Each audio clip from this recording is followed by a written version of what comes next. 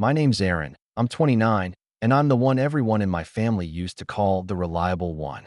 You know the type, the guy who always shows up, picks up the slack, covers the bill when someone forgets their wallet, and fixes the messes no one else wants to touch.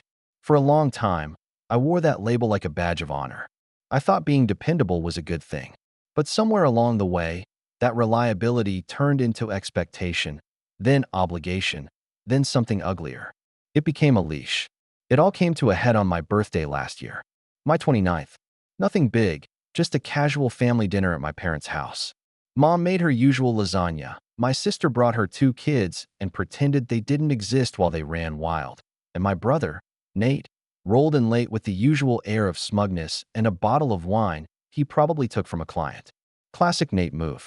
He's 4 years younger than me, and somehow still treated like the golden child, despite holding a revolving door of jobs and a bank account that never had more than 3 digits. Meanwhile, I had a stable job in IT, owned my condo, paid off my car, and, here's the kicker, was covering most of my parents' bills quietly for the past 3 years. They never asked directly. It started with a just for this month, sweetheart moment after dad's business hit a rough patch. Then came the mortgage, then the utilities. Then suddenly I was the one paying for repairs, groceries, and even covering for Nate when he messed up again. And I did it, quietly, because I thought I was helping. Because I thought, well, someone has to step up. That night, though, something cracked. The dinner started fine, if a bit tense like always. My mom fussed over Nate's tie. He hadn't even worn one, while Dad made one of his usual jabs about how I was still single because I worked too much. I laughed it off, like I always do. Then came the cake.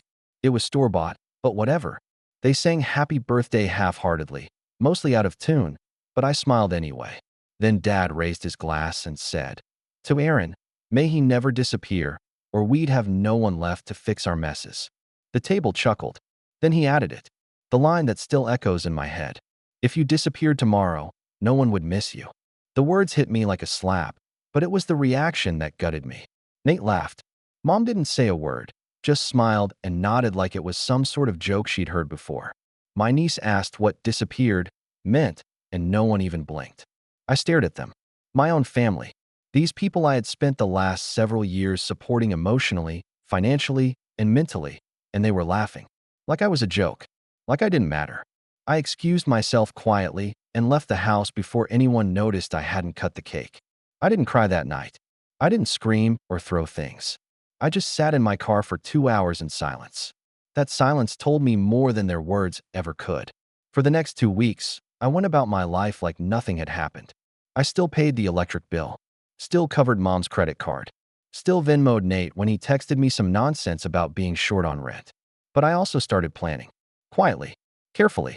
Because I realized something. They didn't just take me for granted. They depended on me. They needed me. But I didn't need them. I didn't show up for Sunday dinner the next week. Mom texted me a passive-aggressive "missed you," and I ignored it. Nate sent a laughing emoji. Classy. I didn't respond. The week after that, I forgot to send them money for the water bill. On purpose. They called, confused. I said I was tight on cash this month. That was the first ripple. The next time Dad called, I let it go to voicemail. When I listened to it later, it was 30 seconds of silence. Then a sigh. Then a sharp, "Call me when you can, Aaron." No apology. Just a command. 2 weeks later, I changed my phone number. Then I resigned from my job. You see, over the years, I had saved up quite a bit. I'd always lived modestly. No vacations. No big spending. Just a quiet life and a steadily growing bank account. I had a little over $180,000 tucked away. I sold my condo. Liquidated some investments. By the end of the month, I had just shy of $250,000 and no obligations tying me down. I found a place out west. A small town I'd visited once on a solo hiking trip. Peaceful. Quiet. Isolated. I packed up, signed a lease under a new name, and vanished. No goodbye. No note. Just gone.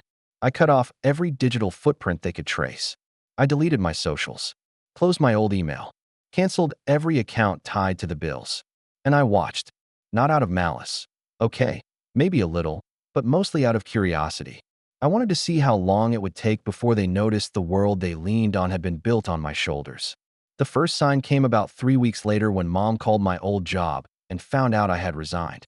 Then came a string of desperate emails to my old address, subject lines like, "Please call," "Urgent," and "We're worried." I didn't read most of them. Then came Nate.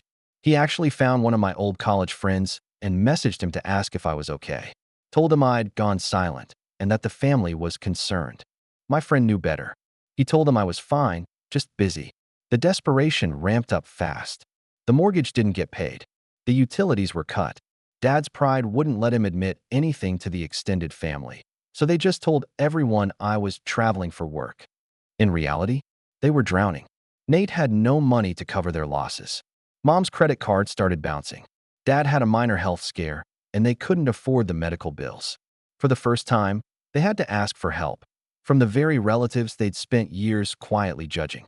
And I spent my mornings sipping coffee on a porch that overlooked mountains.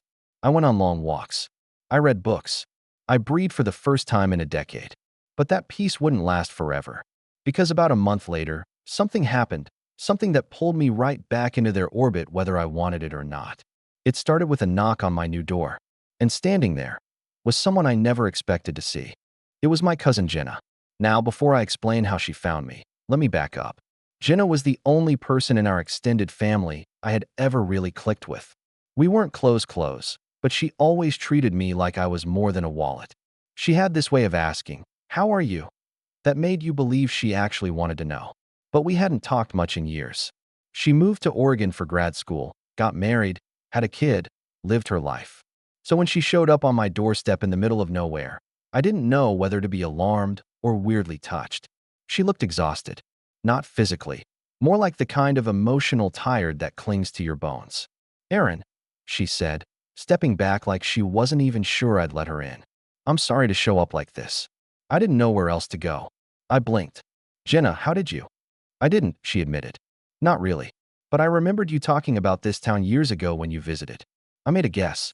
Called every rental property in the area for 2 weeks until someone mentioned a quiet guy who paid a year's rent up front in cash." I almost laughed. Almost. But her expression stopped me. This wasn't just a casual visit. "What's going on?" I asked, stepping aside so she could come in. She walked in slowly, looking around like the place was too peaceful for what she was about to say. We sat. I offered tea. She didn't touch it. "They're losing everything," she said finally. "Your parents." "Nate. The house is in foreclosure. Utilities were shut off last week. Your dad had some kind of panic attack. Refused to go to the hospital because they couldn't afford it. Nate tried to pawn your old gaming PC. They're a mess." I didn't say anything. "They told everyone you had a breakdown," she added. "That you just snapped. Disappeared. That they're worried sick." I almost laughed again, but it came out dry and bitter. "Of course they are. No one left to pay for their mistakes." Jenna didn't argue. She didn't defend them. That's why I let her stay. She just nodded slowly and said, "I figured that's what happened." I sat with that silence for a long moment before I finally asked, "Why are you really here, Jenna?" She looked up at me, and for the first time, I saw something behind the calm, a flicker of uncertainty. "Because they're scared, and because part of me hoped you'd want to know." I didn't respond. She leaned forward slightly, as if trying to meet me halfway. "Aaron, I'm not asking you to fix it. God knows they don't deserve that. But I thought you should hear it. From someone who isn't expecting anything." And that's when she handed me the envelope. It was addressed to me in my mom's handwriting. The same handwriting that used to label my school lunch bags and birthday cards when I was a kid. The sight of it made my stomach twist. I didn't open it. Jenna stayed the night in the guest room. She didn't push me to read it, and I didn't offer to talk. In the morning, she left quietly, thanking me for the bed and for not slamming the door in her face.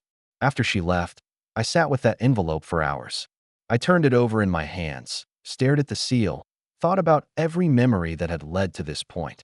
The birthdays I paid for, the dinners I cooked, the nights I stayed up helping Nate with emergencies, the moment at that table when they all laughed as my dad casually erased me.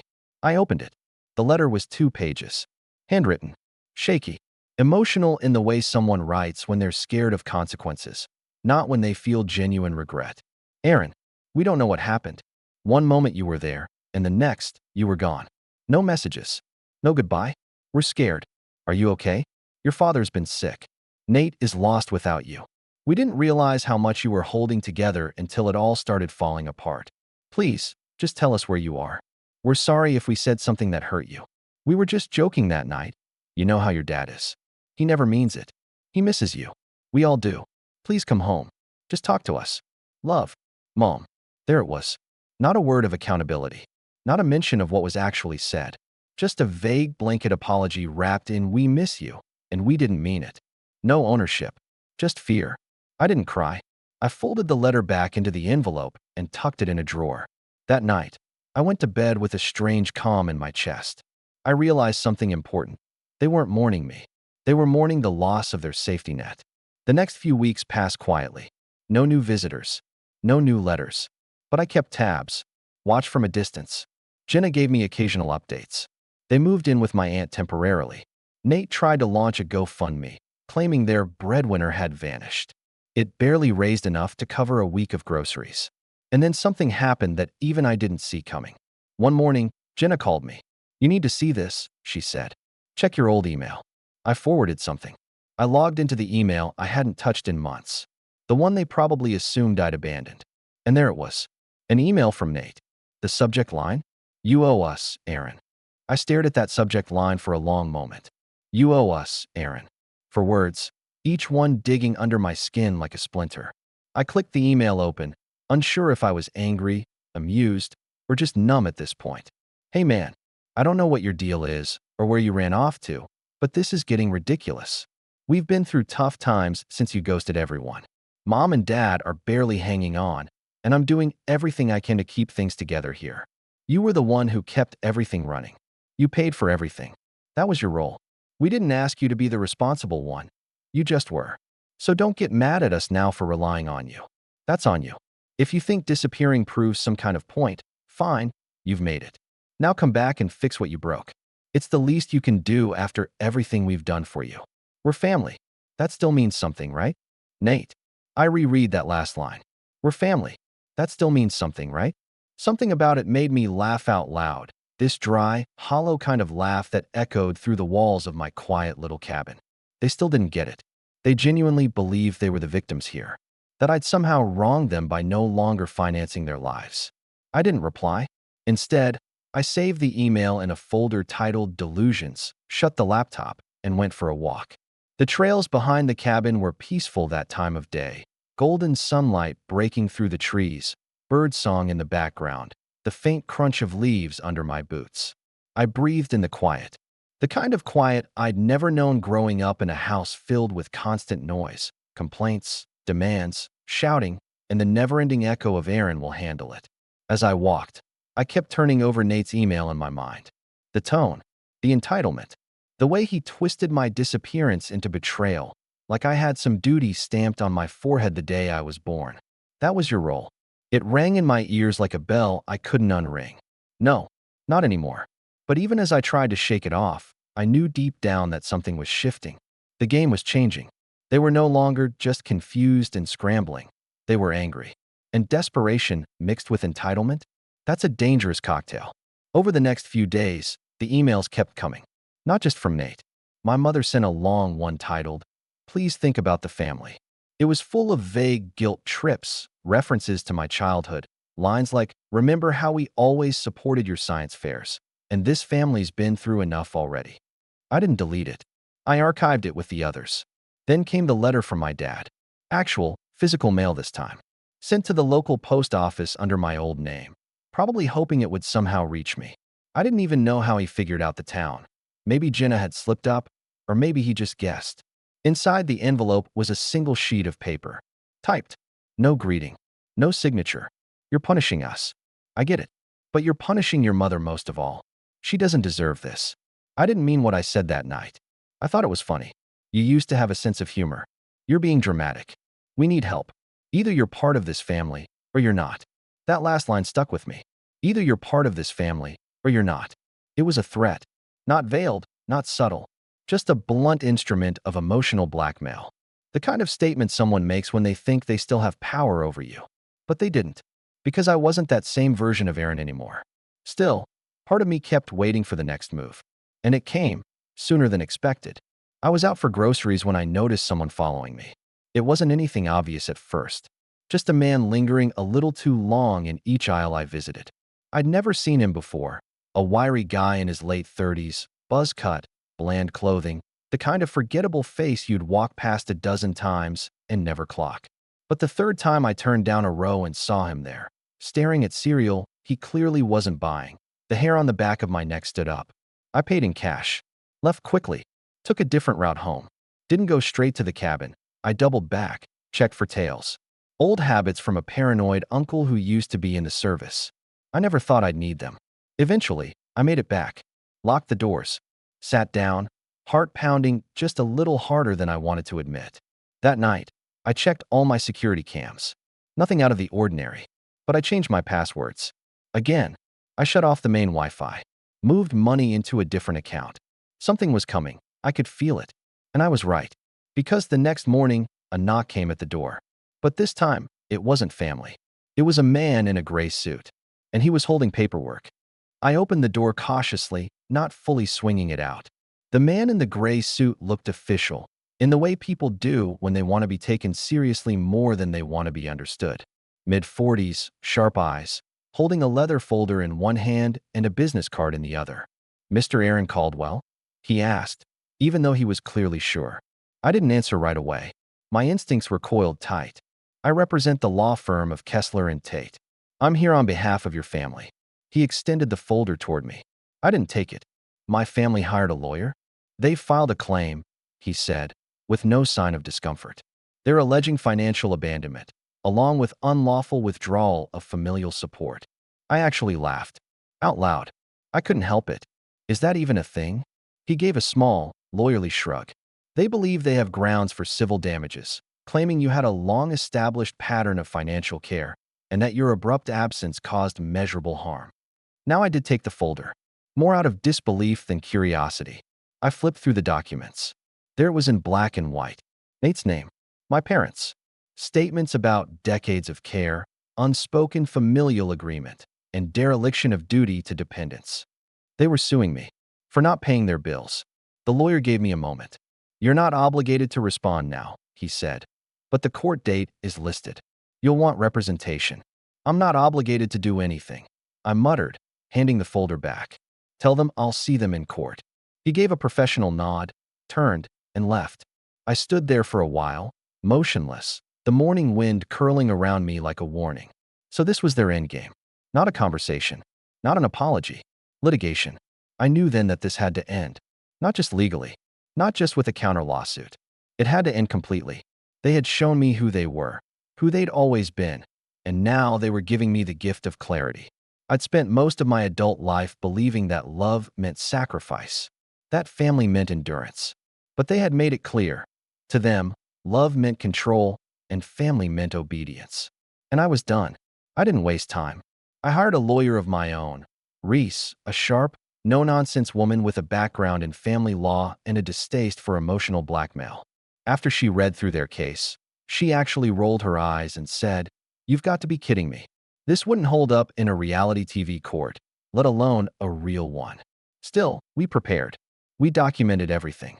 Every wire transfer, every receipt, every text from Nate asking for money, every bank statement showing the mortgage payments that had come out of my account. We created a full timeline, 7 years of quiet, steady financial support, all backed up with evidence. Not because I needed to defend myself morally. I already knew I'd done more than my share, but because we needed to shut this down so thoroughly they'd never dare try it again. 2 months later, we stood in front of a judge. They actually showed up. All 3 of them. My father looked thinner than I remembered, but still held his head high, that same steel in his eyes. My mother looked tired, worn down. Nate? He looked smug, like he thought this was his golden ticket. I wondered if he was already mentally spending whatever payout he thought was coming. The courtroom was quiet as the judge leafed through the case file. Then Reese stood. She didn't hold back. "Your Honor," she said, "the plaintiff's claim hinges on an idea that familial obligation equals legal responsibility. That simply because my client provided support, willingly, without condition, he is now financially and legally bound to continue doing so. But there is no contract, no agreement, no power of attorney, no co-signed loans. Just decades of generosity repaid with entitlement."